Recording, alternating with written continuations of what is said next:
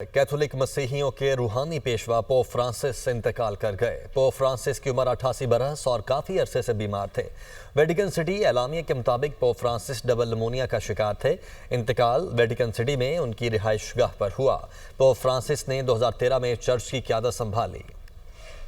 Roman Catholic church के सरबराह pope Francis double pneumonia का शिकार होकर इंतकाल कर गए। जॉर्ज मारियो बर्गोग्लियो 17 दिसंबर 1936 को ब्यूनस आयर्स में एक इतालवी तारकीन वतन खानदान में पैदा हुए। इन्होंने केमिकल टेक्नीशियन के तौर पर काम किया। 1958 में मसीही मजहबी ऑर्डर में शामिल हो गए। 21 साल की उम्र में निमोनिया के बायस इनके एक फेफड़े का हिस्सा भी निकालना पड़ा था। इन्होंने 2001 से 2013 तक ब्यूनस आयर्स के आर्च बिशप के तौर पर खिदमत अंजाम दी। जॉर्ज मारियो बर्गोग्लियो ने 13 मार्च 2013 को पोप फ्रांसिस के तौर पर चर्च की क़यादत संभाली। इस ओहदे पर वो पहले लातीनी अमरीकी पोप थे। इन्होंने वेटिकन की रिवायती पुरताइश जिंदगी से इनकार करते हुए सादगी और आजिज़ी को तरजीह दी। पोप फ्रांसिस ने अपने दौर में चर्च को जिनसी स्कैंडल्स और अंदरूनी कशमकश से निकालने की कोशिशें भी की। वो गरीबों के हमदर्द, महाजरीन के हामी और बैनुल मज़ाहिब मुकालमे की जबरदस्त दाई के तौर पर दुनिया भर में मारूफ हुए। वेटिकन के मुताबिक पोप फ्रांसिस की आखिरी रसूमात इनकी वसीयत के मुताबिक बेसिलिका ऑफ सेंटा मैरिया मैग्योरो में अदा की जाएंगी। वो पहले पोप होंगे जिन्हें वेटिकन के बाहर दफन किया जाएगा। इनके इंतकाल के बाद नए पोप के इंतखाब के लिए कार्डिनल्स का इजलास जल्द मुनक्किद होगा।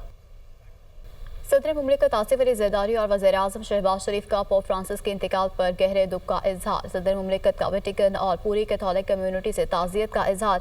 सदर आसिफ अली ज़रदारी ने कहा, पोप फ्रांसिस अमन और इंसाफ की तवाना आवाज़ थे। पोप फ्रांसिस ने मुख्तलिफ मज़ाहिब से ताल्लुक़ रखने वाली कम्युनिटीज़ को जोड़ने के लिए काविशें की। बाहमी इफ़ाम और तफ़हीम के फ़रोग़ के लिए पोप फ्रांसिस की कोशिशों को हमेशा याद रखा जाएगा। वज़ीर-ए-आज़म शहबाज शरीफ ने कहा, पोप फ्रांसिस बैनुल मज़हबी हम आहंगी, अमन और इंसानियत के फ़रोग़ के अलवरदार थे। पोप फ्रांसिस की क़यादत में कैथोलिक चर्च ने मोहब्बत, तहम्मुल और बाहमी एहतराम के पैगाम को आम किया। पोप फ्रांसिस की रहलत पूरी दुनिया बिलखुसूस मसीही बिरादरी के लिए नाकाबिल तलाफ़ी नुकसान है। सरबराह JUI मौलाना फजलुर रहमान का 27 अप्रैल को मीनार पाकिस्तान पर बड़े जलसे का ऐलान। कहते हैं मीनार पाकिस्तान पर जलसे में फ़लस्तीन से इजहार यकजहती करेंगे। इत्तेहाद उम्मत के नाम से एक प्लेटफॉर्म तश्कील दे रहे हैं। फ़लस्तीन की सूरत हाल उम्मत मुस्लिमा के लिए बाइस तशवीश है। फ़लस्तीन के लिए मुल्क भर में बेदारी मुहिम चलाएंगे। अगर यहाँ कोई छोटी मोटी इसराइली लॉबी है भी तो उसकी कोई हैसियत नहीं।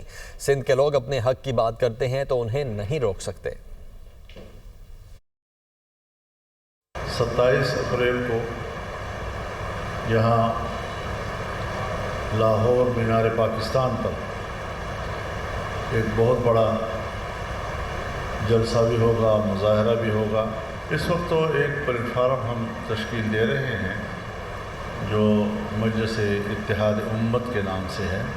सिंध के लोग अगर वहाँ पर अपने हक की बात करते हैं तो हम किसी सूबे के अवाम को अपने सूबाई हक के हवाले से बात करने से नहीं रोक सकते। हम यहाँ मरकज़ में तमाम सूबों को बिठाते, तमाम सूबों के इश्तराक के साथ, इत्तिफाक़ राय के साथ इस तरह के फ़ैसले करते। जमात इस्लामी का अपना एक मौक़िफ़ था कि हम 26वीं आइनी तरवीम को पसंद नहीं करते थे और हमने इसको कुल्लियतन मुस्तरद किया था। धांधली हुई बल्कि धांधला हुआ, लेकिन फौरी तौर पर नए इलेक्शन का मुतालबा जमात इस्लामी नहीं कर रही। मुल्क में आइन और जमहूरियत को प्रिवेल करना चाहिए, बालादस्ती उसकी सबको कबूल करनी चाहिए।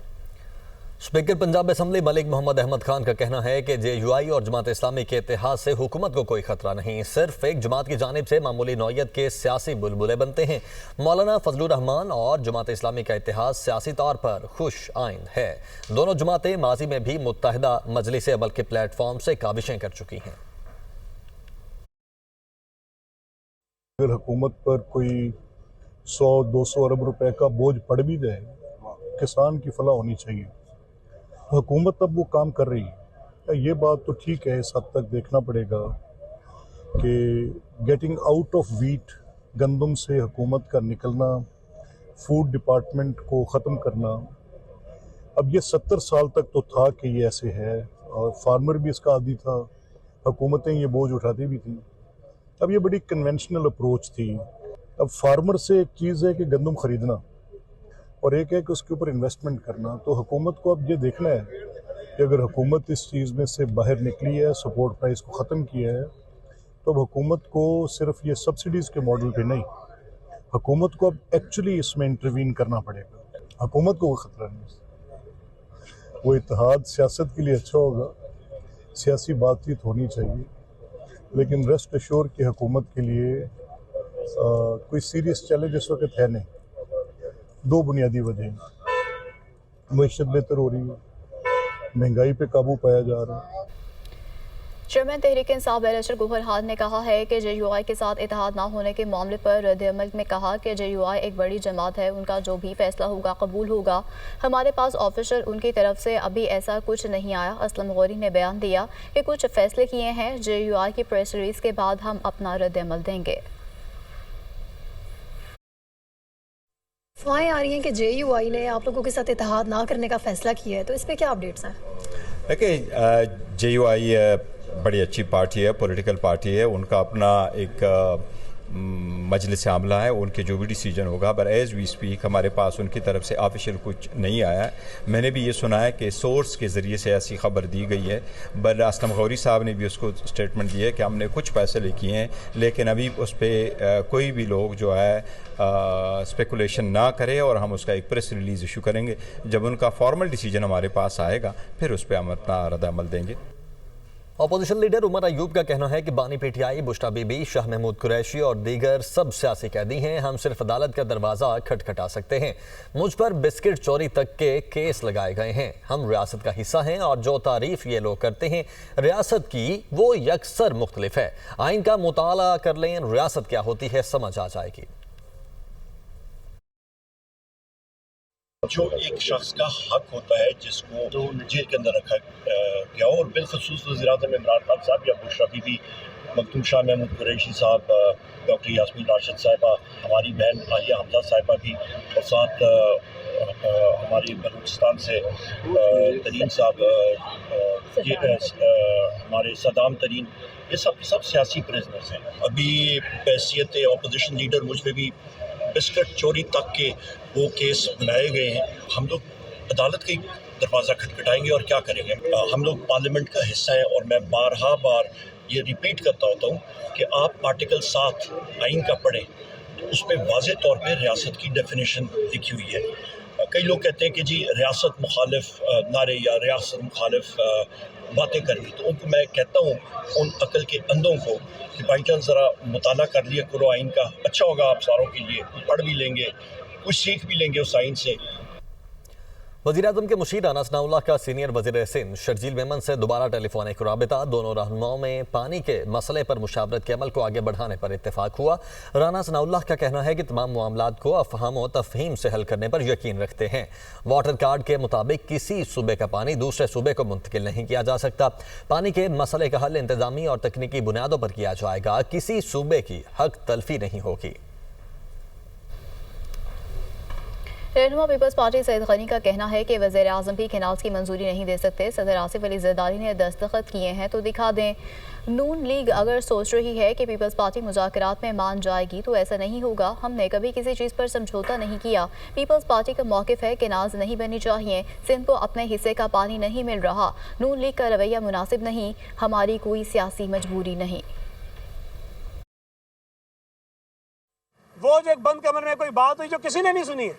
ज़रदारी साहब आइन में जो तरीक़ेकार दर्ज है सदर को मुंतखब करने का, उसके तहत मुंतखब हुए हैं। अगर हुकूमत की सपोर्ट हमारे लिए मसले का सबब बनेगी, हमारे सूबा सिंध में जो हमारी हुकूमत है, जहाँ हम लोगों की नुमाइंदगी करते हैं, उसके लिए मसाइल पैदा करेगी, तो यकीनन हम ये बात ज़रूर सोचने पर मजबूर होंगे कि हमें इस हुकूमत को सपोर्ट करना चाहिए या नहीं करना चाहिए। पीपल्स पार्टी का मौक़िफ़ वही है कि केनाल्स नहीं बनने चाहिए। सियासी तफरीक से हटकर जो पीपल्स पार्टी में हैं, जो पीपल्स पार्टी में नहीं है, सब ये कहते हैं कि केनाल्स नहीं बनने चाहिए। लेकिन ये हमारे मुखालिफ उस मौक़िफ़ में किसी तरह का कोई डिवीज़न पैदा करना चाहते हैं, डिवाइड पैदा करना चाहते हैं। तो मुझे तो कभी कभी शायद हैरत होती है कि ये किस एजेंडे पर हैं। जो तंजीमें, जो लोग एहतजाज कर रहे हैं, उनके एहतजाज को हम सराहते हैं। ग्रैंड हेल्थ अलायंस के मुजाहिरीन का धरना 2 हफ्ते से जारी है। मुजाहिरीन ने जेल रोड पर हेल्थ मिनिस्टर के दफ्तर की जानिब मार्च किया। वहां पर धरना देने के बाद वापस शेरिंग क्रॉस पहुंचकर धरना जारी रखा। इस वक्त क्या सूरत हाल है, मजीद बता रहे हैं मुबीन हैदर।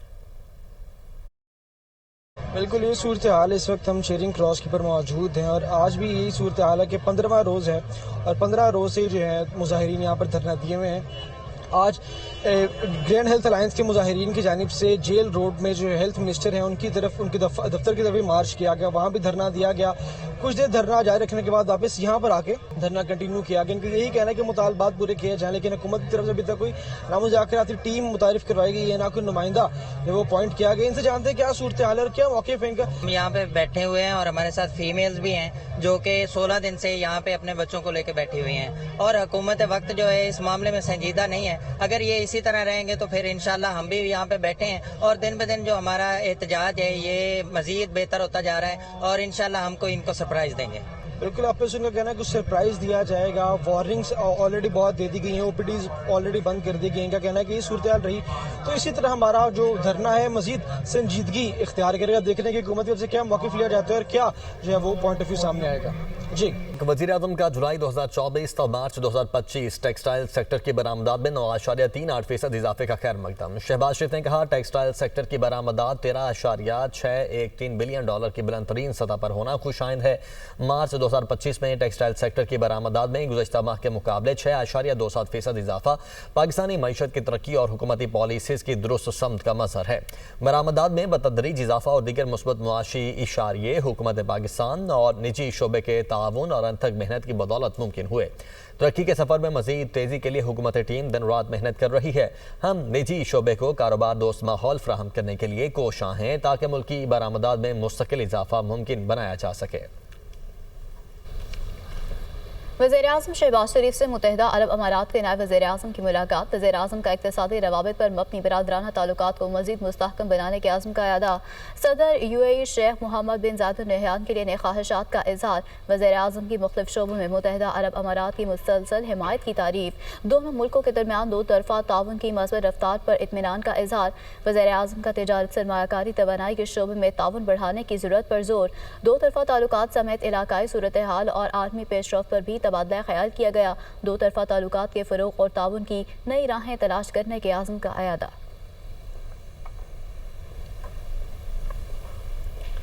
सदर मुस्लिम लीग नून नवाज शरीफ ने लंदन में क्याम बढ़ा दिया है। इस राय के मुताबिक डॉक्टर्स के मशवरे पर नवाज शरीफ के लंदन में क्याम में तोसी की गई है।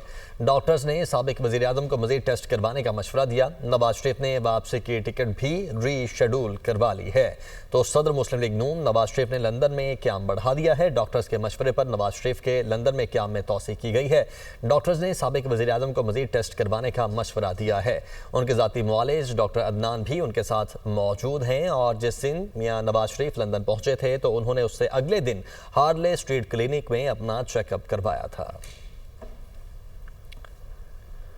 सदर मुस्लिम लीग नून नवाज शरीफ ने लंदन में क्याम बढ़ा दिया है। इस राय के मुताबिक डॉक्टर्स के मशवरे पर नवाज शरीफ के लंदन में क्याम में तोसी की गई है। डॉक्टर्स ने साबिक वज़ीर आज़म को मज़ीद टेस्ट करवाने का मशवरा दिया। नवाज शरीफ ने वापसी की टिकट भी रीशेड्यूल करवा ली है। तो सदर मुस्लिम लीग नून नवाज शरीफ ने लंदन में क्याम बढ़ा दिया है। डॉक्टर्स के मशवरे पर नवाज शरीफ के लंदन में क्याम में तोसी की गई है। डॉक्टर्स ने साबिक वज़ीर आज़म को मज़ीद टेस्ट करवाने का मशवरा दिया है। उनके ज़ाती मुआलिज डॉक्टर अदनान भी उनके साथ मौजूद हैं और जिस दिन मियां नवाज शरीफ लंदन पहुंचे थे तो उन्होंने उससे अगले दिन हार्ले स्ट्रीट क्लिनिक में अपना चेकअप करवाया था। बिलावल भुट्टो की सेनेटर ताज हैदर के इंतकाल पर इजहार अफसोस के लिए रिहाइशगाह आमद। चेयरमैन पीपल्स पार्टी ने सेनेटर ताज हैदर के इंतकाल पर उनकी अहलिया नाहिद वसी से ताज़ियत की। बिलावल भुट्टो ने कहा कि शहीद जुल्फ़िकार अली भुट्टो से लेकर अपनी आखिरी सांस तक ताज हैदर जमहूरी नजरिए पर कारबंद रहे। ताज हैदर की अदबी, समाजी और इल्मी खिदमात हमारी तारीख का एक नाकाबिल फरामोश बाब है। ताज हैदर अपनी ज़ात में एक अंजुमन थे, उनके अखलाक को कभी पुर नहीं किया जा सकेगा। वज़ीर-ए-आला पंजाब मरियम नवाज की ज़ेर सदारत ख़ुसूसी इजलास हुआ। अहम फैसलों की मंजूरी दी गई। मरियम नवाज का गंदम के काश्तकारों के लिए 110 अरब रुपए का मजमूई पैकेज। पंजाब के अलावा किसी सूबे में गंदम के काश्तकारों को सब्सिडी या काबिल ज़िक्र इमदाद नहीं दी जा रही। वज़ीर-ए-आला पंजाब मरियम नवाज की हिदायत पर गंदम के काश्तकारों को 5000 फ़ी एकड़ मिलेंगे। गंदम के 5 एकड़ पर गंदम के काश्तकारों को 25,000 रुपये मिलेंगे। फ्लोर मिलों को कम अज़ कम 25% गंदम खरीदारी का पाबंद बनाने के लिए लाजमी तरमीम की गई। वज़ीर इत्तलात पंजाब अज़मा बुखारी का कहना है कि पंजाब में किसानों को उनका हक दिया जा रहा है। हुकूमत ने अपने किसानों को लावारिस नहीं छोड़ा। किसानों को 10 अरब की सब्सिडी देकर ट्रैक्टर फराहम किए गए। पंजाब हुकूमत ने किसान कार्ड का इजरा किया। बिलावल भुट्टो के तुंदो तेज बयान का वैसा ही जवाब नहीं देना चाहते। किसानों के नाम पर सियासत न की जाए। पंजाब में किसी को हालात ख़राब करने की इजाज़त नहीं दी जाएगी। लाहौर में प्रेस कॉन्फ्रेंस करते हुए उनका मजीद कहना था कि गंदम की खरीदारी फ्लोर मिल्स के जरिए की जा रही है।